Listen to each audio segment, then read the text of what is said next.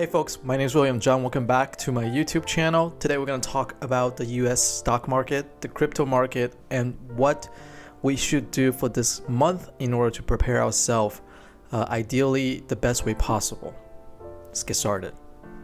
First, a quick update on our predictions from last time, which is Cube USD, and we said that we see a triangle forming and could buy areas around here, which we did buy, and then we sold some around here, and once it dipped again into this area, I bought some and I sold again around 18.5 ish.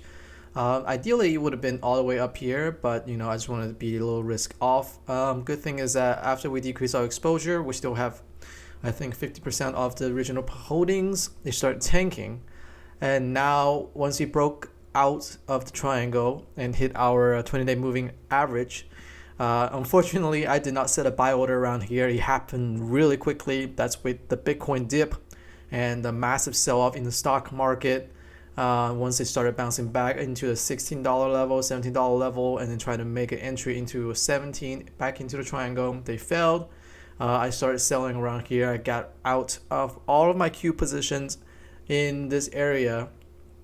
I missed the top, obviously, but I just wanted to be risk off in the crypto market in general, because it goes along with my thesis for this month. We're talking about end of year. We're talking about a lot of volatility in the interest rate market, which means that the Federal Reserve is start tightening, and we should be really looking at the CPI data, which is a consumer price index number coming out this week, and see how the inflation is. So asset prices, things like stock market, housing market has been an all-time high. So I think the Federal Reserve biggest worry right now is actually their inflation prediction.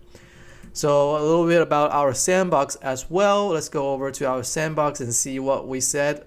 Since remember last time we said after the alpha launch, we're gonna sell all the things that we want to sell in Sandbox token, because we expect a buy the rumor, sell the news type of thing.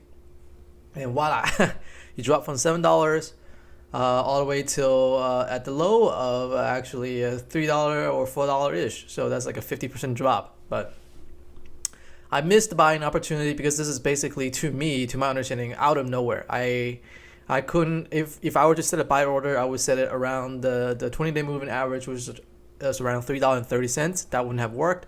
And I still hold some Sandbox token for long-term investments, and those are not for trading. All of my trading position I've exited out, so I'm not really too concerned.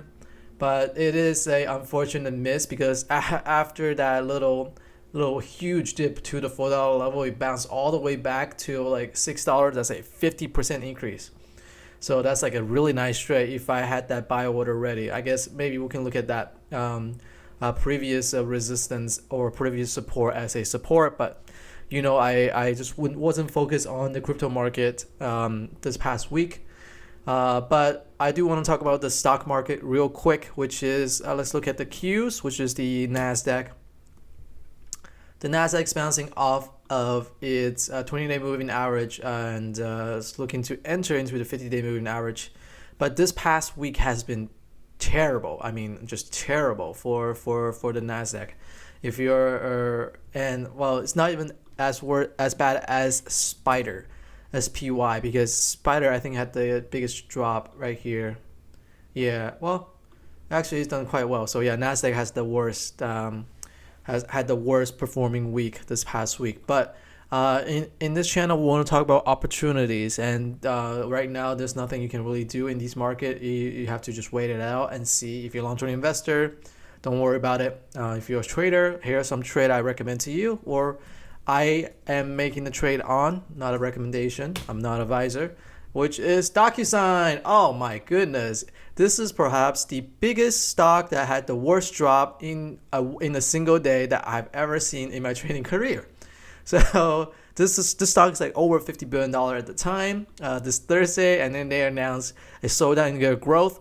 And guess what? After they announced a slowdown in their growth, they dropped 42%. 42% of like a $50 billion company. That's more than like $20 to $25 billion they lost. $20 or $25 billion they lost in one single trading day. That's absolutely insane. Is it a little oversold? Yes, I believe so. Let's look at the indicator. Yep, on the daily chart, we are way oversold.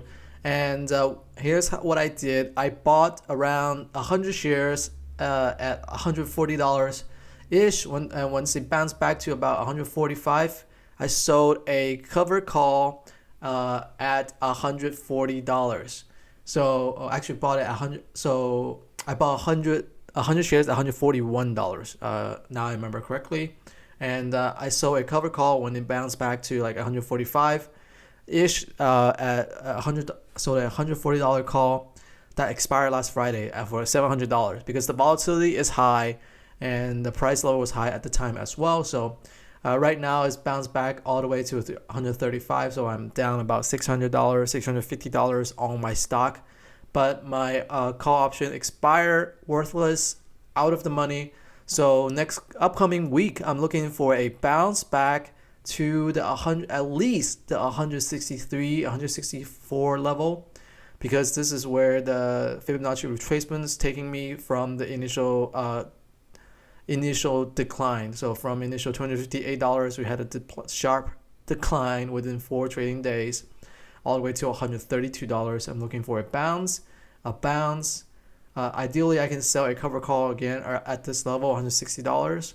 And then it expires that next week, and then I can sell another one around here, and I'll be out of that position. And then this is a $180, seems like a really good place to exit my stock position because it forms a really nice resistance level right here, because you can see it was the previous support around this area, and then now the previous support will now become the resistance from a technical perspective. If you want a really good fundamental analysis from a cash flow perspective, there is a channel I'll link in my description that they did a really terrific job on DocuSign as a company. So I definitely recommend you if you want to watch that. It's a terrific video. I don't know the guy. I found him on my feed, but he just did a really great cash flow evaluation analysis. So I strongly recommend that you watch that if you're into the long-term holding as on DocuSign. And I think it's a really good trade from my perspective. Look at that. Let's just look at that volume. My goodness. Another stock I want to talk about is UMWC or UWMC. This stock is something that's pretty cool. It's been on my radar because of a potential short squeeze and a momentum play. So long story short on the stock is that the owner or the CEO IPO the stock, and they announced a share buyback plan and stock offering plan just to have more liquidity into the market so people can trade it more often, things like that. But people have been shorting the stock crazily, and he doesn't like it. So he announced that we're gonna stop the share offering plan. We're gonna actually start doing accelerate our stock buyback, and then from that point it's bounced from $5 all the way till $7. But I'm talking about at a technical level because right now if people still have short position in this play on the stock, and the borrowing cost just double, or actually double for the past couple of days. So it becomes more and more expensive to hold a short position on the stock. And from a technical level, if it breaks above $7.20 and then it holds above that $7.20 level for a couple of trading days, we could really look for a short squeeze and acceleration to the upside. And I have very small position in this stock right now, but I'm monitoring it. Once a breakout confirms, I will increase my holding into this stock, and it will be a very interesting trade. Hey, I hope this video has been helpful in terms of identify potential trading opportunities for the upcoming week and month. And my general strategy heading towards the end of December is that I want to be a little more risk off in the crypto market, because if you believe it, this previous bull run or this current bull run has been accelerated by institutions.